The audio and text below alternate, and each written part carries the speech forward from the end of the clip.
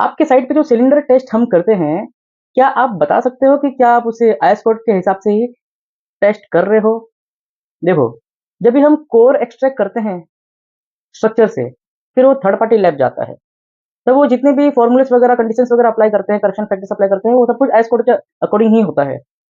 But IS code के हिसाब से जिस तरीके से आपको कोड टेस्ट करना है, उसी तरीके से आपको सिलेंडर का भी टेस्ट करना है।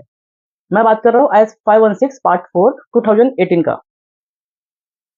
मैं ये टॉपिक इसलिए मैंने ये निकाला है क्योंकि बहुत से लोग ऐसा नहीं करते।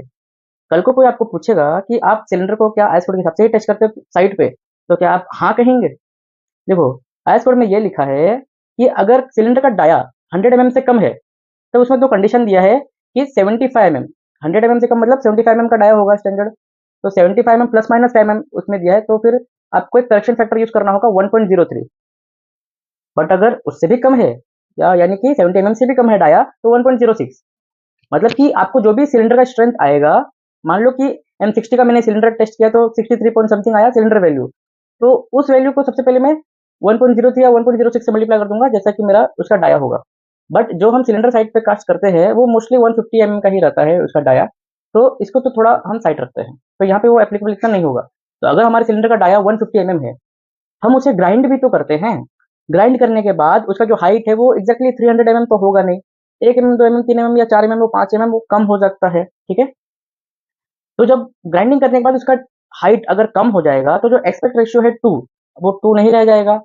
300 डिवाइडेड बाय 150 जब हम करते हैं, तो फिर वो 200 नहीं होगा, क्योंकि वो 300 नहीं होगा हाइट, अब वो 296 mm हो चुका होगा, या 295 mm हो चुका होगा, या फिर 297 mm हो चुका होगा, ठीक है।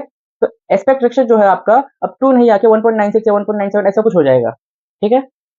तो इससे, इस वैल्यू से, इस एस्पेक्ट रेशियो को अगर मैं n कहूंगा, तो एज पर में एक फॉर्मूला दिया है f इज इक्वल टू, मतलब कि correction factor is equal to 0.11 multiply by this value, ये n प्लस 0.78।